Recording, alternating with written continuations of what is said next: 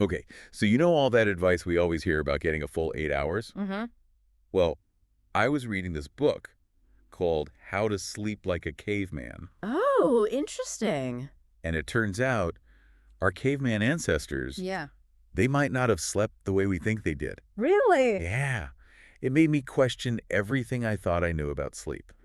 That's pretty cool. How so? Well, the book, it argues that cavemen, they might not have slept in one long stretch. Oh. Instead, they might have had like two separate sleep periods Two. with a period of quiet wakefulness in between. Oh, It's like wow. they had a built-in break in the middle of the night. That's fascinating. So, like, almost like a segmented sleep schedule. Exactly. Hmm. And there's this idea called the Yeah. sentinel hypothesis. Okay.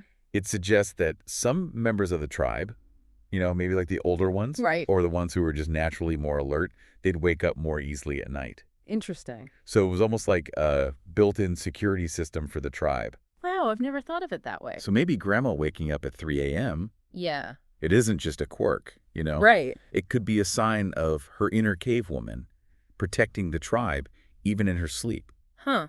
That's pretty wild. It makes you wonder if There's those wrong. middle of the night awakenings, Yeah. the ones that we all experience sometimes, are actually like totally normal, Right. maybe even beneficial in some ways. Exactly. And the book, it also talks about how cavemen were so in tune with their environment. Like, how so? Well, especially with natural light and temperature. Ah, makes sense. They didn't have artificial light messing with their circadian rhythms, Oh. like we do today. That's true. Huh? Yeah, they were way more sensitive to those natural changes. Right. In fact, even today, Yeah. it mentions that in modern hunter-gatherer tribes, Huh. one of the cues that it's bedtime is when the temperature drops. Oh, wow. So even today, that's still a thing. That's so interesting. It makes you wonder what other environmental cues we're missing out on, Yeah. because we're constantly surrounded by artificial light and temperature control. Totally. And the book really emphasizes that, like Right. our modern environment with all the constant stimulation and artificial light, Yeah. it's a major culprit when it comes to messing up our natural sleep patterns. Oh, absolutely. It's like we're living in a 247 world, but our bodies, Yeah. they're still wired to follow the rhythms of the sun. Yeah, exactly. That mismatch, it can really, really mess with us. For sure. One of the things that really surprised me in this book Oh, yeah. was this concept of What is it? sleep restriction therapy. Sleep restriction. Yeah. It sounds totally counterintuitive. How so? Well, the book suggests that sometimes, like, intentionally limiting your time in bed can actually lead to more restful sleep. Really? That's wild. Yeah. It's like you're Yeah. concentrating the sleep you do get so it's more powerful or something. So instead of focusing on like getting more sleep, Yeah. You're like, it's about quality. Yeah, you're trying to make the sleep that you do get better. exactly. I found that whole section of the book to be super intriguing. Right. It really challenges that whole idea Yeah, that more time in bed automatically means better sleep. totally. And the book doesn't stop there. It also debunks a ton of common sleep myths. Oh, like what? Like that thing about naps being bad for you. Yeah. Apparently, that's not always true. I always feel so guilty when I take a nap, but Right. maybe I shouldn't. I know. And this book, it really made me think about Yeah. how much of my own, like, anxiety about sleep is based on all these myths and misconceptions I've picked up over the years. It's true. It's like we've been conditioned to think about sleep in this very specific way. Right. But this book, it makes you question everything. Exactly. It's like we need to take a more holistic approach. Okay. Consider our evolutionary history Right. and our modern lifestyle. Yeah. And even our individual needs when it comes to sleep. Yeah, it's not one size fits all, that's for sure. Exactly. This whole book was a huge eye-opener for me, honestly. In what way? It's made me way less stressed about sleep Good. and a lot more excited to try out some of the ideas in it. Yeah, for sure. I bet it's full of like a ton of surprising insights that Yeah. really make you want to dive deeper into this whole world of sleep. It does. One thing that really hit home for me in this book was how it talked about like our modern obsession with being productive and how that can actually backfire when it comes to sleep. Oh, totally. It's like we're always pushing ourselves to do more, be more, achieve more. Right. And then we're like, why can't I turn my brain off at night? Exactly. The book, it argues that this always on mentality, Yeah. it keeps us in this state of like hyperarousal, Hmm. which makes it way harder to wind down and actually get the rest we need.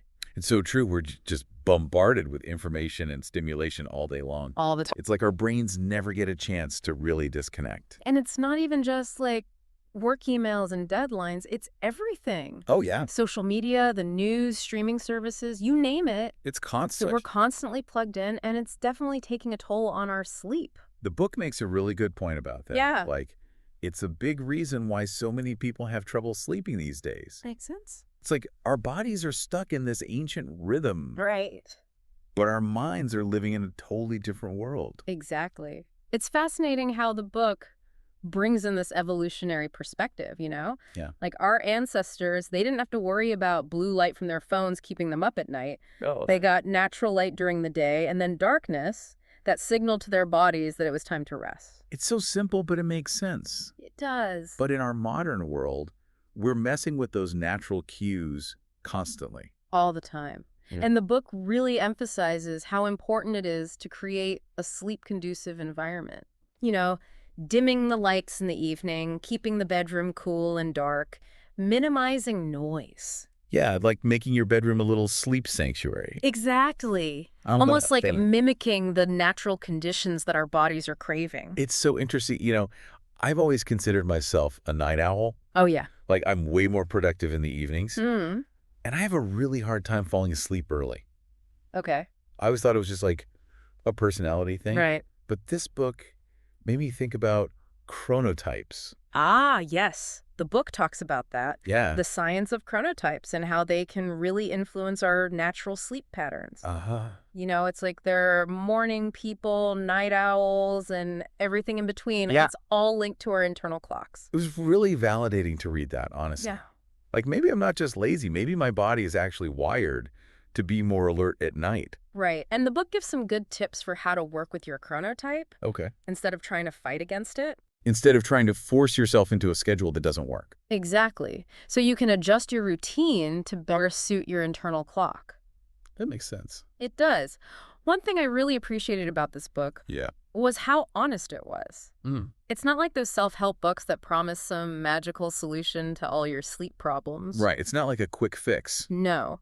It acknowledges that improving sleep is a process. Yeah. It takes time and effort. It's like anything else related to health and wellness, right? Exactly. You got to be patient with yourself, focus on making sustainable changes. And the book, it really dispels this myth that we need to get like a perfect 8 hours of sleep every night. Yeah, like uninterrupted sleep. Uninterrupted, yeah. It's not realistic. No, it's more about finding a balance that works for you. Okay. And allows you to feel refreshed and energized. It really is about quality over quantity. For sure. You know, over the years, I've tried so many things to help me sleep. Oh, yeah. Like what? White noise machines, melatonin, all that stuff. Mm. But this book made me realize that the most powerful tools are actually our own behaviors. It all comes back to those healthy sleep habits. It does. Getting regular exercise, eating a balanced diet, managing stress, and having a consistent sleep schedule. Yeah, it sounds so simple. It does. But it's true. This book helped me see how interconnected all those things are when it comes to sleep. It's like a holistic approach to well-being. Totally. Recognizing that how we live our lives throughout the day has a huge impact on how well we sleep at night. You know, something that really surprised me was how much the book talked about social connection and sleep. Oh, interesting. It hadn't really occurred to me before. Yeah. But the way we sleep in modern society is so different from how our ancestors slept. That's true. They slept in groups. Yeah. And the book suggests that this gave them a sense of safety and security. Okay. Which might have actually contributed to better sleep. It makes you wonder if our modern obsession with solitary sleep is actually doing us a disservice. It's an interesting thought, isn't it? It is. Like, maybe we've lost something by isolating ourselves in our sleep habits. Makes you think. It does. Like, maybe cuddling with my dog on the couch before bed isn't so bad after all. Uh-huh. Maybe not. Maybe it's tapping into some ancient instinct for comfort and security. It's worth considering. You know, before reading this book, I used to get so frustrated with myself for not being a good sleeper. I feel that. But this book, like, it really shifted my perspective. How so? Reading about all the different things that can influence sleep. Yeah. And how much of it is just, like, our biology. Right. It's not always something you can control. Exactly. It's about understanding those influences and working with our bodies, not fighting against them. Totally. Embracing our individual needs and rhythms. Yes. And recognizing that there's no one right way to sleep. It's a journey. And the book, it's like a roadmap for navigating that journey with more self-compassion and a deeper understanding of ourselves. I love that. I've always been fascinated by the idea that our brains are active during sleep. Yeah, it seems counterintuitive. It does.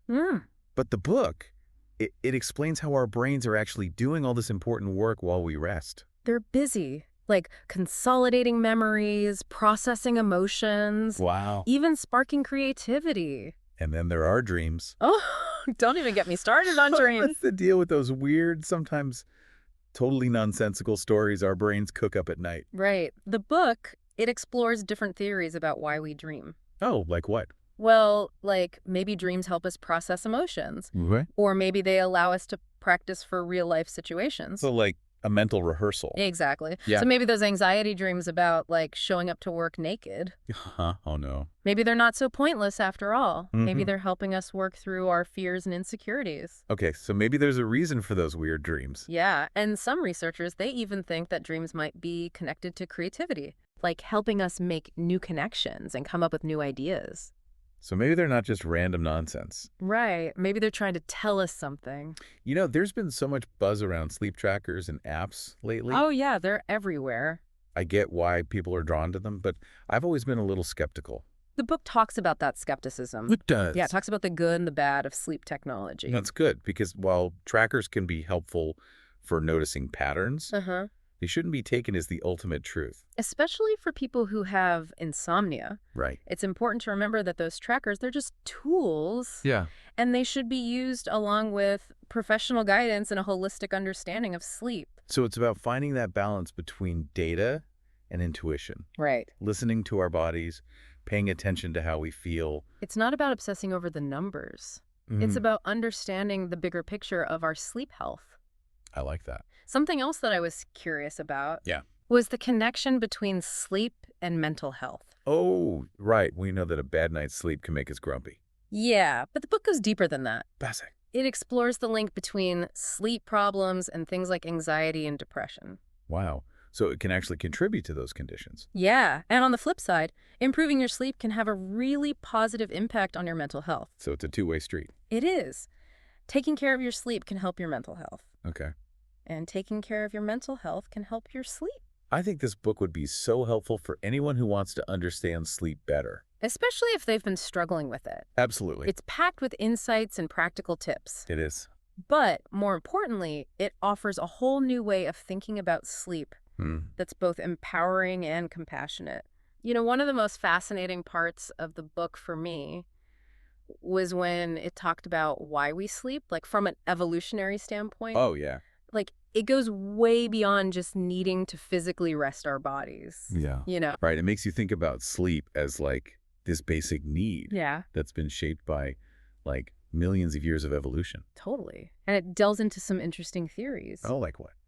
Well, like the idea that sleep helped our ancestors conserve energy Okay. back when food was scarce. It's like a built-in energy saver for our bodies. Exactly. Like, think about how much energy we use when we're awake. That's true. And the book also talks about how sleep may have been super important for memory. Oh, right. Like helping our ancestors remember stuff that was important for survival. Yeah, I can see that. Like knowing where to find food or how to avoid predators. Makes sense. Those memories, they could be the difference between life or death, Wow.